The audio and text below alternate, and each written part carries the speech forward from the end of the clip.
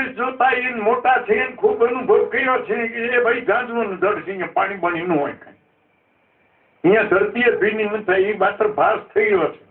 પણ નાનો છોકરો એને એમ લાગે કે ઓલું પાણી છે. એમ જ જ્ઞાની અને અજ્ઞાનના માટે આ જગત એવું છે. જ્ઞાની જેમ ખરેખર મોટો પિતા ઠકાણે છે, એને નક્કી છે કે જાંજવા દેખાય છે, અહીંયા પાણી છે નહીં. તે નાના છોકરાને એમ લાગે કે પાણી જ છે. એ જ્ઞાની અને અજ્ઞાનના માટે આવું જગત છે. જ્ઞાનીની દ્રષ્ટિમાં છે જ નહીં, એમ બાપની દ્રષ્ટિમાં છે નહીં, છોકરાના દ્રષ્ટિમાં પાણી દેખાય છે. આવું જગત છે. હવે અહીંયા પાણી નથી એટલે તો તમારે ખરેખર જાવ જ નહીં, ભાઈ અહીંયા પાણી મળવાનું નથી, શું કરીએ છીએ, અહીંયા પ્યાસ બુઝાવવાની નથી. એમાં જયારે મન જયારે આપણને સત્સંગથી આપણી બુદ્ધિમાં વિવેક આવે છે ત્યારે આ જગત ખોટું દેખાય છે. જેમ જાંજવાના જળનું જ્ઞાન થઈ ગયું ને ખોટું છે, પાણી નથી, એવું આ જગત ઠેરાઈ જાય છે. એવું જયારે ઠેરાય ત્યારે મનની પાસે ખરેખર શક્તિ ઢીલી પડે છે. હવે એને આ હારી ગયો છે, આત્મા હારી ગયો, એનો પ્રધાન મોરો છે, કામ બધું પ્રધાન ને કરવાનું છે. ઈ હાવરાંકત થઈ ગયો. ઓલા મનજી ભાઈએ એને ખરેખર એવો ભયડો લીધો છે કે ડગવા નથી, એવી લાલચુ દીધી છે કે ઈ હારી ગયો છે. હવે આને જો ખરેખર હિંમતમાં લાવવું હોય ને આને યોદ્ધો બનાવવું હોય તો એના માટે એક જ ઉપાય, ત્રણેય લોકમાં. અને એમાં કોઈને શંકા રહે તો પ્રસન્ન જરૂર તમે ખુલ્લે દિલેથી કરી શકો છો. સદગુરુ સંતોની કૃપાથી મારા અનુભવમાં આવ્યો તો હું જરૂર વાત કરીશ તમને. અને નકાય આપણે સમજવું છે તો ક્યાંક નું ક્યાંક તો સમજવા ધારીએ તો બધા સમજ્યા છે જ ને, સમજવું તો ગમે થઈ ગયા ત્યાં જઈને સમજ્યા છે. અને તમે સમજવા ધારશો કે જો પીડા થઈ તો તમને ગમે સમજાય વાળો ધકી છે, હું નહીં સમજાવતો.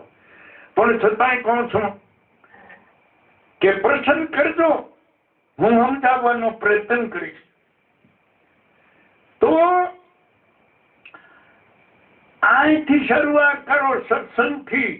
સત્સંગ પતિ પત્નીમાં હોવો જોઈએ. આ ભારતની સંસ્કૃતિ છે કે ભલા રામની સીતા સત્સંગ ન કરતા,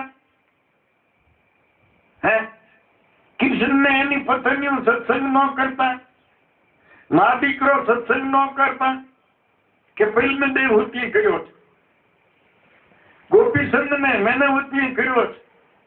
કોણ કે છે કે આ દેશમાં મા દીકરો સત્સંગ ન કરતા? કોણ કે છે કે આ દેશમાં પતિ પત્ની યાજ્ઞવલ્ક્યને વિતર્યા? આ ઉપનિષદ છે. એ પતિ પત્ની આજ આપણે જે કરીએ જાય એ સત્સંગી કરતા.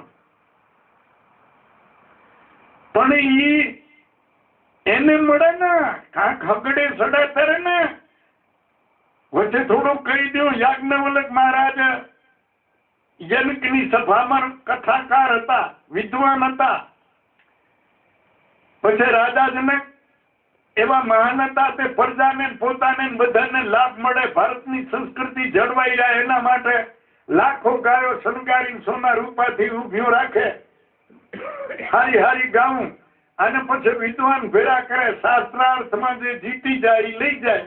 એટલે યાજ્ઞવલ્ક જીતી જતા તો એની પાસે બહુ મિલકત હતી. પણ એ તો વિદ્વાન હતા તો પાછી વૈરાગ વૃત્તિ જાગી ગઈ કે હા હું કરું છું, ભગવાને આટલી મને સત્તા દીધી, આટલું જ્ઞાન દીધું, આટલી વિધવતા દીધી, હું સમજુ છું કે આખરે આમાં પ્યાસ બુઝાવવાની નથી. પછી બે પત્નીઓ હતા, કાત્યા ને મિત્રિયા, તે બે ને હાથી બે હામાં બે હોત. હવે મારે લેવો છે સંન્યાસ.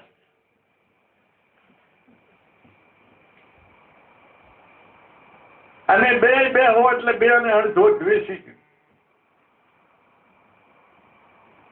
એટલે વેશું બેન કે તારી તો હું હરખું વેચી દીધું. અત્યારને ભાઈ બે કર્યું હોય તો આ થોડોક ઈશારો કરો, સમજશે નહીં કોઈ, કદાચ હોય તો.